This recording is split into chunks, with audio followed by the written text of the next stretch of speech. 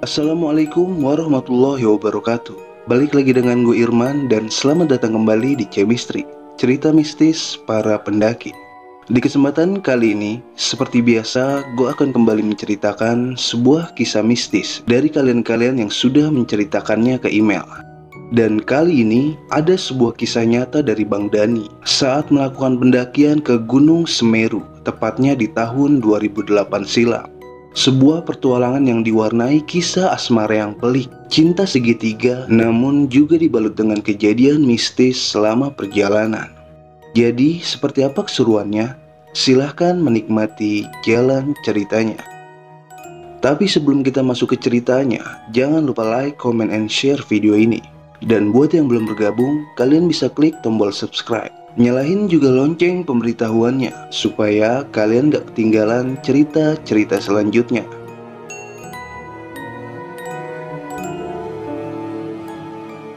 Dani bersama keempat temannya, kita sebut saja namanya Mail, Jarjit, Susanti, dan Meme.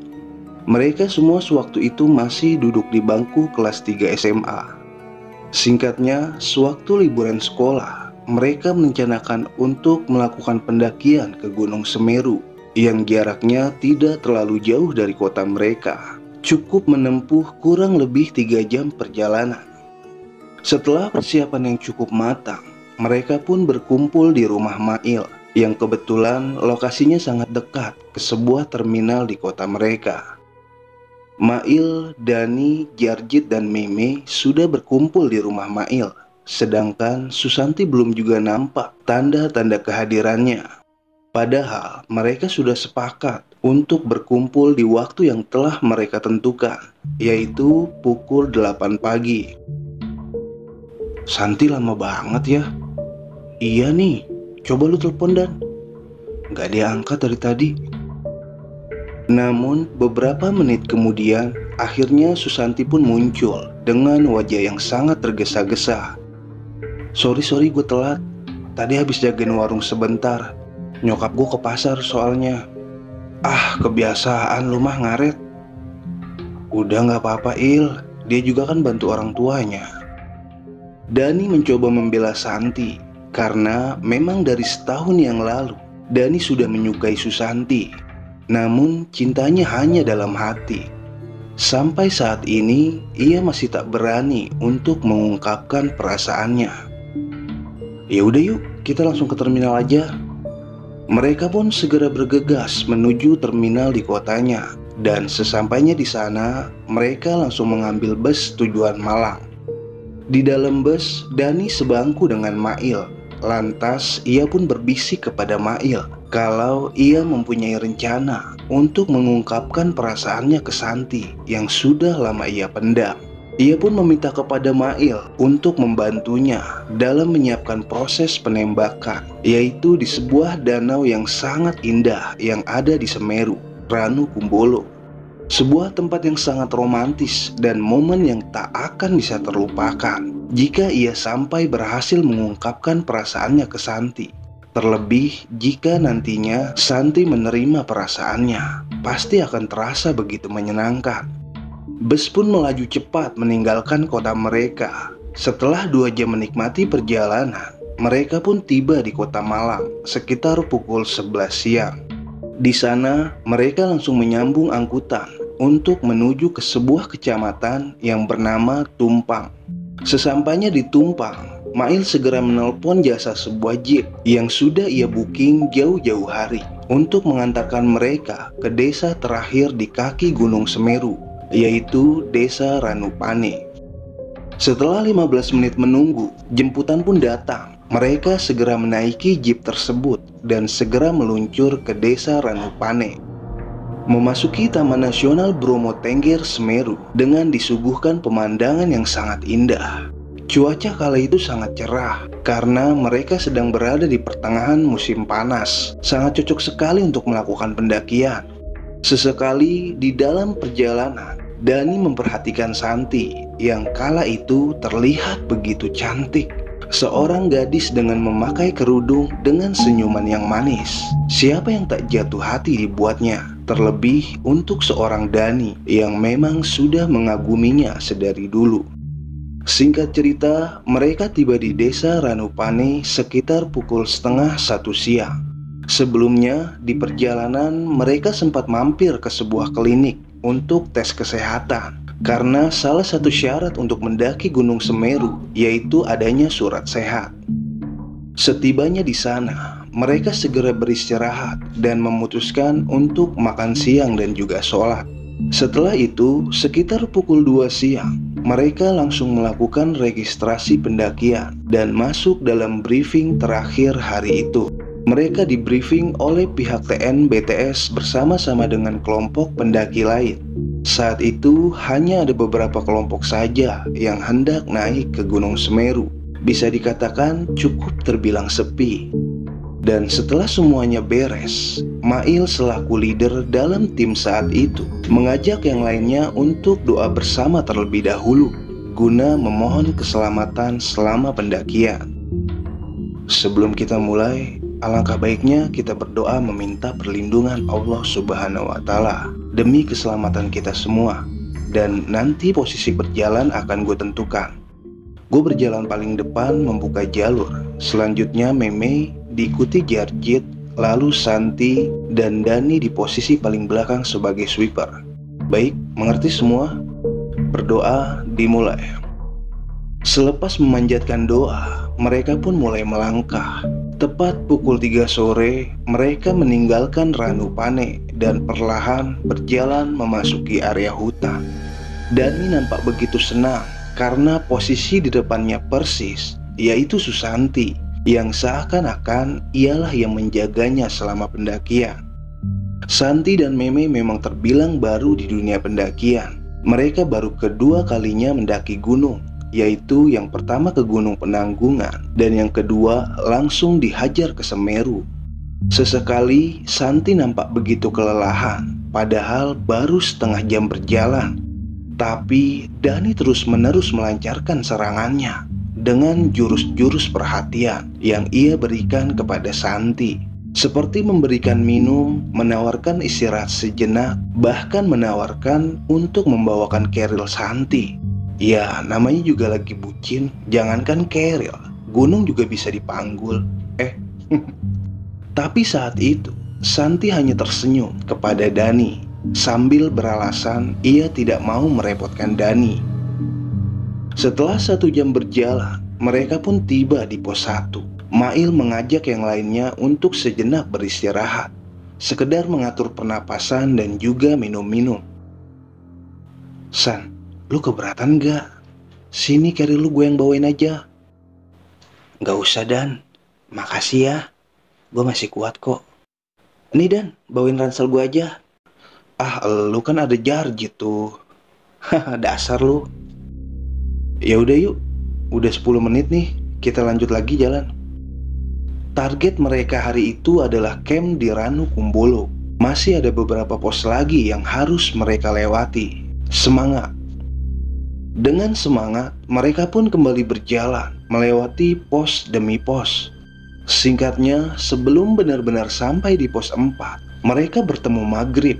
Mail pun menginstruksikan yang lainnya untuk beristirahat sejenak di jalur. Saat itu nampak terlihat Santi yang begitu kelelahan. Kan udah gue bilang, sini gue bawain aja kerilnya. Ya udah nih, tolong ya Dan. Iya santai aja, gue kuat kok. Dengan begitu semangat, akhirnya Dani berhasil menunjukkan kejantanannya di depan Santi, yaitu dengan membawa 2 keril sekaligus. Setelah waktu maghrib berlalu, Mail kembali mengajak mereka berjalan. Posisi masih sama, Dani berada di barisan paling belakang.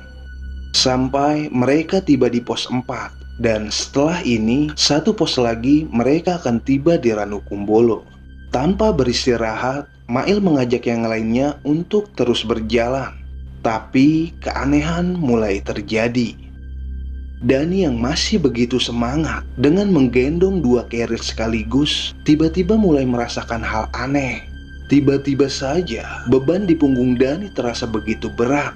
Padahal sebelumnya berat memang berat, Tapi kali ini, seperti ia sedang menggendong 3 keril.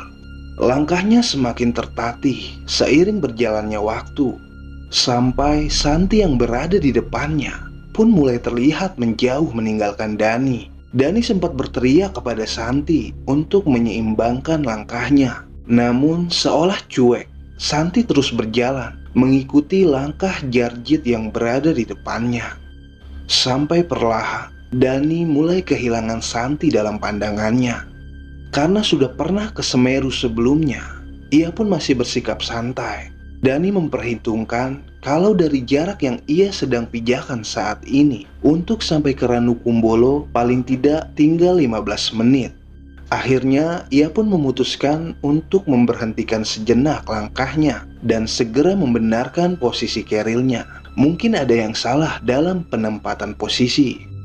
Seketika ketika ia sedang membetulkan posisi kerilnya, tiba-tiba ada Santi di belakangnya yang perlahan menghampirinya. Loh, Santi kok di belakang? Bukannya tadi udah di depan ya? Namun Santi hanya terdiam, tapi sambil tersenyum ke arah Dani. Dani yang memang tidak begitu menghiraukan, kemudian mengajak Santi untuk kembali berjalan menuju Ranukumbolo. Mereka pun berjalan beriringan, sambil perasaan Dani yang mulai deg-degan. Karena ia hanya berdua dengan Santi dan sedekat ini, pikirannya mulai tak karuan. Apa gue ngomong sekarang aja ya? Atau nanti ajalah dirakung? Dalam hatinya Dani terus berkata-kata. Sampai akhirnya mereka pun tiba di Ranukumbolo tepat pukul 7 malam. Di sana sudah terlihat Mail dan yang lainnya yang sudah menunggu kehadiran Dani. Lama banget sih lu, Dan? Iya sorry bro, tadi gue habis benerin keril dulu di jalan. Taunya Santi ketinggalan di belakang. Gimana sih lu pada? Hah? Ketinggalan? Ngomong apaan sih lu, Dan? Iya, tuh dia bareng gue akhirnya. Mana? Orang Santi lagi ke toilet tuh. Nah, itu dia baru keluar. Hah? Terus yang di belakang gue siapa? Ketika Dani menoleh ke arah belakang, Santi yang berjalan bersamanya tadi sudah tidak ada. Loh, tadi dia sama gue, Il. Serius? Halo lu. Yaudah cepet keluarin tenda, udah dingin nih. Dani yang masih nampak kebingungan sambil mengeluarkan tenda pun masih melihat-lihat keadaan sekitar. Perlahan Santi yang dari toilet di Ranukumbolo mendekat ke arahnya. San, tadi elu kan yang di belakang? Belum sempat Santi membalas pertanyaan Dani, Mail sudah memotong pembicaraannya sambil menginstruksikan untuk segera membangun tenda. Singkat cerita, tenda pun berdiri. Mereka memakai 2 tenda. Dani, Mail, dan Jarjit 1 tenda, sedangkan tenda satunya diisi oleh Santi dan Meme. Setelah membuka tenda, dilanjutkan oleh memasak untuk makan malam. Meme dan Santi memulai tugasnya. Sementara Dani kembali membisik ke Mail untuk proses mengungkapkan perasaannya kepada Santi. Ia tak menghiraukan kejadian yang barusan ia alami. Hasrat untuk mengungkapkan perasaannya jauh lebih besar daripada hal-hal yang lainnya. Malam itu cuaca sangat cerah. Bintang-bintang mulai bertaburan di langit malam Ranukumbolo. Momen yang sangat tepat bagi Dani untuk mengungkapkan isi hatinya. Setelah masakan siap, mereka pun mulai menyantapnya. Mereka makan dengan lahapnya. Dan setelah itu, Mail mulai mengajak Meme dan Jarjit untuk memberikan waktu. Guys, ikut gue yuk sebentar. Kemana, Il? Udah, ikut aja. Dani sama Santi di sini dulu aja ya. Loh, kok gitu? Bentaran aja kok, ya. Dani tersenyum lepas karena Mail telah berhasil menjalankan tugasnya. Selanjutnya, dialah yang akan melancarkan misi utamanya. San, gue pengen ngomong sama lu deh. Ngomong apa, Dan? Sebenarnya ini udah lama sih gue simpan, karena gue gak berani buat ngomongnya. Apa sih, Dan? Oh iya, gue juga sebenarnya pengen ngomong tahu sama lo. Oh ya? Ya udah lo duluan aja deh yang ngomong. Ladies first. Iya Dan, gue sebenarnya pengen nanya sama lo. Lo kan teman dekatnya Jarjit ya. Gue yakin lo pasti kenal banget sama dia.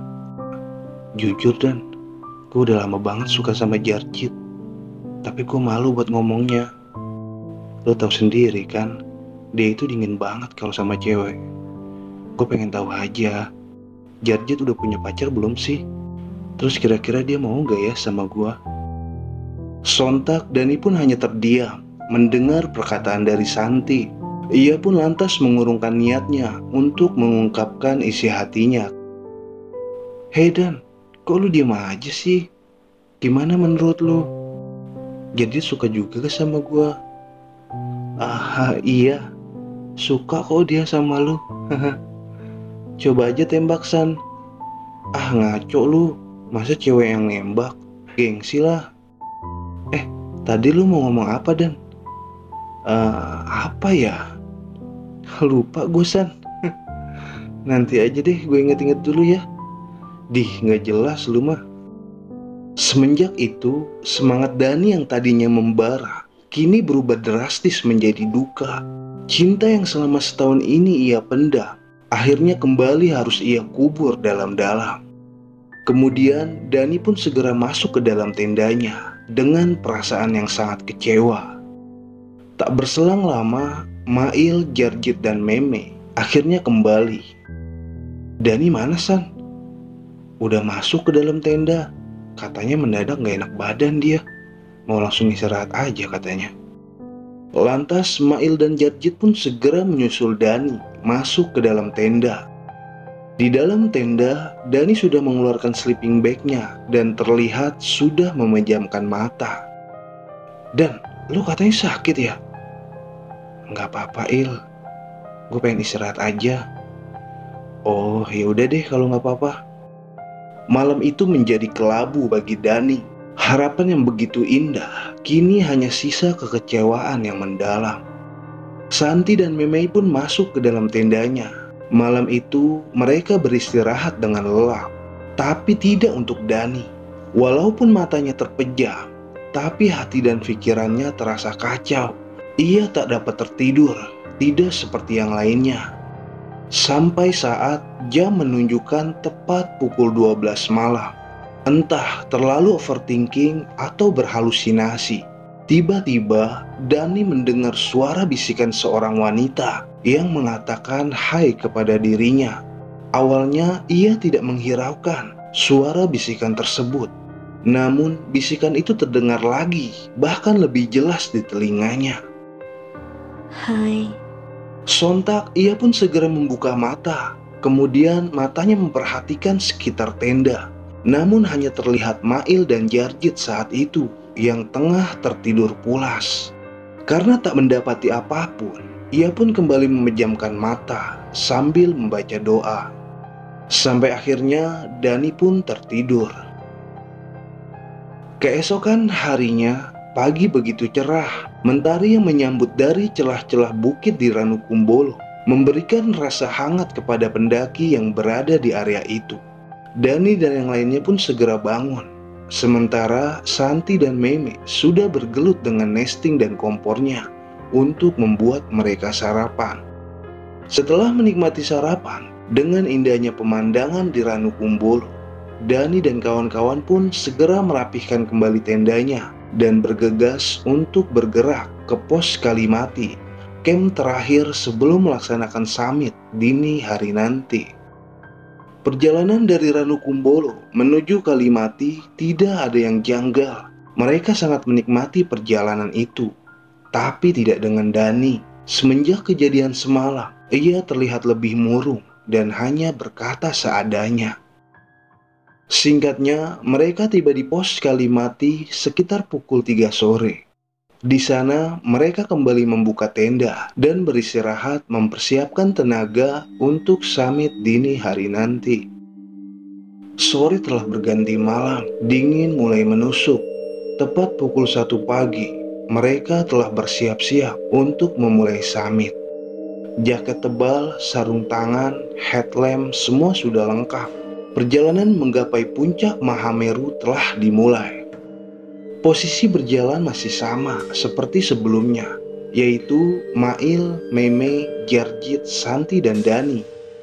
Dalam kegelapan, hanya mengandalkan penerangan dari headlamp yang mereka pakai, mereka menembus pekat dan dinginnya malam Gunung Semeru.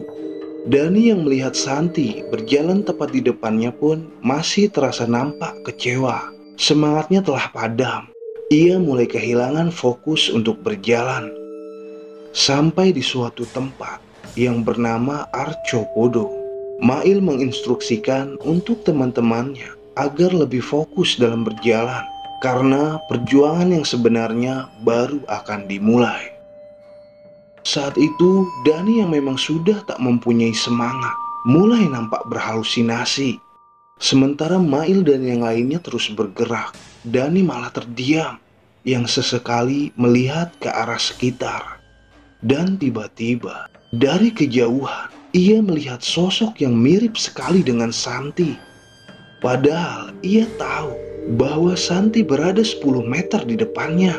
Lantas ia pun kembali berjalan, mulai mengejar teman-temannya. Sampai tiba-tiba, sosok itu berada persis di sebelahnya, sambil berkata, Hai.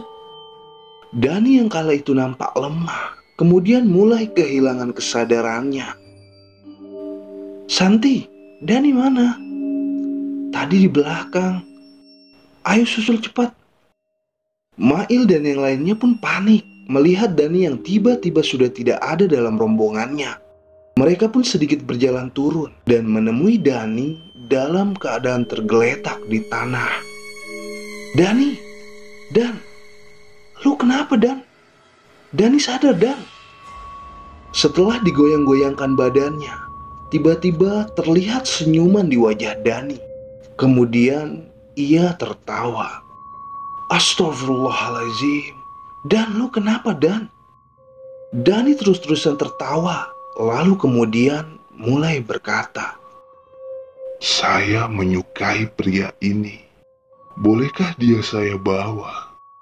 Kemudian kembali tertawa. Astagfirullahaladzim, dia kesurupan. Mereka pun mulai panik. Mail dan Jarjit mulai membaca-baca doa, sementara Santi dan Meme hanya berpelukan karena takut melihat keadaan Dani. Saya sudah mengikutinya dari bawah, dan sekarang saatnya saya akan menguasainya. Mail, Jarjit, Meme, dan Santi semakin keras membaca doa-doa, sambil sesekali Meme dan Santi menangis karena saking takutnya. Tak berselang lama, ada rombongan pendaki yang kala itu baru sampai di Arcopodo. Karena melihat Mail dan kawan-kawan yang nampak histeris, rombongan pendaki itu pun lekas membantunya. Kenapa bang? Ada apa bang? Ini teman saya kesurupan. Beruntungnya salah satu dari rombongan tersebut ada yang mengerti perihal menangani makhluk-makhluk goib. Entah apa yang dilakukannya, Mail dan yang lainnya pun hanya terus berdoa sambil melihat temannya yang seperti sedang diobati oleh salah satu dari rombongan tersebut. Dengan ditandai suara tertawa yang sangat melengking, tiba-tiba Dani tergulai lemas. Alhamdulillah, makhluk yang ada di tubuh teman kalian sudah berhasil saya keluarkan.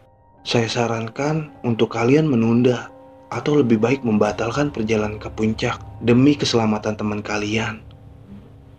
Kami akan menunggu sampai teman kalian ini sadar dan segeralah bawa turun teman kalian. Nanti saya akan bantu untuk menghubungi pihak base camp agar kalian dijemput di Kalimati.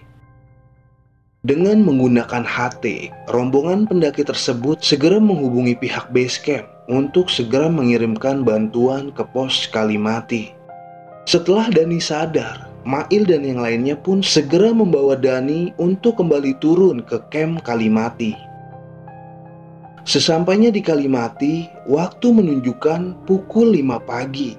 Langit sudah mulai terang. Dani pun segera diistirahatkan di dalam tenda, sambil Mail dan yang lainnya berjaga Takutnya Dani kembali kerasukan. Waktu terus berjalan, mentari telah menunjukkan wujudnya. Mail selaku leader pun segera menyuruh Jarjit untuk merapikan tenda. Sementara Dani telah terbangun dan kondisinya perlahan membaik. Sekitar pukul 8 pagi, mereka telah bersiap untuk berjalan turun. Singkat cerita, sesampainya di Ranukumbolo, mereka bertemu dengan 2 orang ranger dari pihak TNBTS yang menandakan mereka adalah pakaiannya yang seragam. Bapak yang ditugaskan untuk menjemput pendaki di Kalimati ya? Iya benar, kalian orangnya. Iya pak, ini teman saya. Alhamdulillah sudah membaik. Ya sudah, nanti saja diceritakan kronologi kejadiannya di base camp. Mail, Jarjit, Dani, Santi, dan Meme beserta 2 orang ranger tersebut segera berjalan turun menuju desa Ranupane. Singkat cerita, sesampainya di Ranupane, Dani segera ditanya perihal kronologi ceritanya. Dani pun menjelaskan panjang kali lebar kejadiannya. Kemudian pihak TNBTS memanggil seseorang, anggap saja Kuncen di sana, yang segera menangani Dani. Wah, dia masih mengikuti kamu nih. Dia naksir sama kamu, sebut Kuncen itu sambil tertawa. Makanya mas, jangan kebanyakan bengong kalau di gunung. Wajahmu juga jangan terlalu ganteng, sampai makhluk halus aja demen sama kamu. Kuncen itu kembali tertawa sambil meledek Dani. Kemudian Kuncen tersebut mulai melakukan ritualnya sambil membasuh air putih yang sudah dibacakan ke wajah dan tubuh Dani. Wes, kamu sudah aman. Ingat, lain kali pikiran jangan sampai kosong. Emang kenapa sih lu Dan? Lu mikirin apa sih? Gak apa-apa Il, nanti aja gue ceritanya di rumah ya. Dan setelah itu mereka beristirahat di base camp dan memesan makan sambil tertawa meledeki Dani yang ditaksir oleh makhluk halus. Sorry ya, gara-gara gua kita gak sampai ke puncak. Udahlah, gak usah dipikirin, puncak kan gak bakal kemana. Yang penting keselamatan kita nomor 1. Kembali ke rumah dengan selamat adalah tujuan pendaki yang sejatinya. Sambil menghabiskan makan, mereka kembali bercanda, tertawa, dan pulang kembali ke kota mereka dengan meninggalkan cerita yang saat ini telah kita dengar. Dan sampai sekarang, cinta Dani ke Santi masih tertanam, terkubur dan bersemayam di dalam hati. Walaupun Dani telah menikah dengan wanita lain, namun cintanya ke Santi akan abadi, karena Santilah cinta pertamanya. Begitu juga dengan Santi, ia tidak juga mengungkapkan perasaannya ke Jarjit dan memilih menikah dengan seorang pria yang sangat mencintainya. Sementara Jarjit, ia telah hidup bahagia bersama orang yang juga mencintainya, yaitu Meme. Sebagian orang memilih untuk mengungkapkan isi hatinya, sebagian yang lainnya memilih untuk memendamnya, karena cinta tak harus memiliki. Dan tak peduli berakhir akan bersama atau tidak, cukup bangun setiap pagi, kemudian bersyukur bahwa kamu masih memiliki cinta. Gua pamit, sampai jumpa di cerita-cerita selanjutnya. Salam permistisan duniawi, salam lestari.